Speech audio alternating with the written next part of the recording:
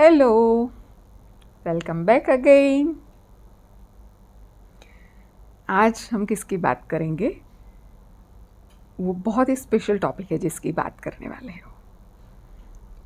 हम सब ने सीखा है कि कोई अच्छी चीज़ हो ना तो उसे अप्रिशिएट करो।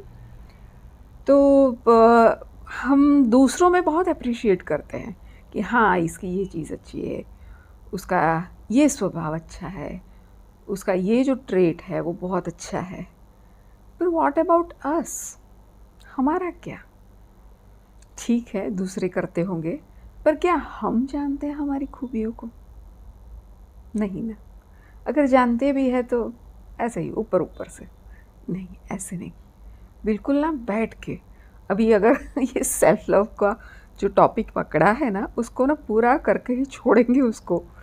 तो अपने आप को मतलब वो जो प्रायोरिटी है, वो सेंटर जो हमें रखना चाहिए, अपने आप को जो सेंटर में रखना चाहिए, वो बहुत ज़रूरी है।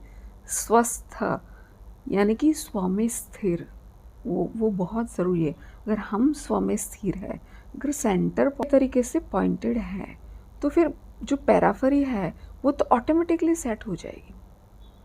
फिर हमारे हमारे फैमिली के लोगों के लिए भी ये बहुत ज़रूरी है। अगर हम सेल्फ लव की प्रैक्टिस करते हैं तो हम उन लोगों को भी सिखा सकते हैं कि सेल्फ लव की प्रैक्टिस कैसे करते हैं। तो ये बहुत ज़रूरी है सेल्फ लव की प्रैक्टिस करना। आता नहीं है ना, इसीलिए प्रैक्टिस करना, वरना ये तो नेचुरल थिंग है ना। जैसे हम अपने माँ बाप को प्यार करते हैं, जैसे हम अपने बच्चे को प्यार करते हैं, उसी तरह।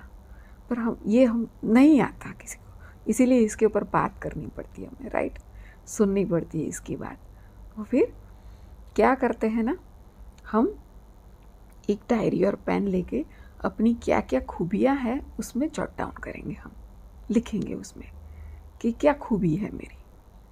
हम अपने आप को ना एक जैसे अलग व्यक्ति है, जैसे कोई फ्रेंड का हम एनालिसिस कर रहे हैं, उस तरीके से अपने आप को ट्रीट करके जो भी अच्छाइयाँ हैं, छोटी बड़ी जो भी अच्छाई है वो लिखेंगे। जो भी काम अभी तक हमने पार किए हैं सारे। अगर आप हाउसवाइफ है तो आपने कितनी सारी जिम्मेदारियाँ ली होंगी, क्योंकि हाउसवाइफ का मतलब है कि 24/7 365 डेज़ अवेलेबल। तो फिर आपने अपने मायके में जिम्मेदारियाँ ली होंगी, आप अपने ससुराल में जिम्मेदारियाँ ली होगी, बच्चों की होगी, मतलब क्या क्या नहीं किया होगा आपने। तो लोगों को नहीं दिखेगा आपकी अचीवमेंट्स, पर आपको तो पता है ना कि आपने क्या किया है। तो फिर वो सारी ही चीज़ें लिखिए। लिखने से ना बहुत फ़र्क पड़ेगा। जब भी कभी डाउन फील करोगे ना, वो चीज़ देखोगे तो आपको पता चलेगा कि आपने कितनी सारी चीज़ें पार करी है, कितने विघ्न, कितनी बड़ी बड़ी चीज़ों को लांघ के आप आज इस मुकाम पर पहुँचे, राइट? इसी तरह वर्किंग जो है उसको भी ऐसा ही है। उनको भी मतलब दो धारी तलवार पे बैलेंस रखना वो भी इजी नहीं है बिल्कुल। सिचुएशन की वजह से उनको काम करना पड़ा, जो भी संजोग है उसकी वजह से उनको काम करना पड़ा। फिर उनको हमेशा यू नो घर में रहते हैं तो मतलब काम में जी रहता है, और काम बाकी है उसका टेंशन रहता है, और काम में है तो कांस्टेंट घर बच्चों में जी फंसा रहता है ना। वो भी तो वो किसी को नहीं पता। आपके अचीवमेंट सबको दिखेंगे। हाउसवाइफ के मामले में उसके अचीवमेंट नहीं दिखेंगे, उसको खुद को मालूम है।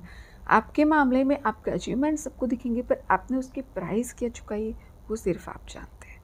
तो आप लिखें, दोनों ही चीज़ों के अपने प्लस और माइनस पॉइंट है, तो वो सारे ही आप लिखें और देखें कि आपने क्या क्या मुश्किलें पार की हैं ज़िंदगी में।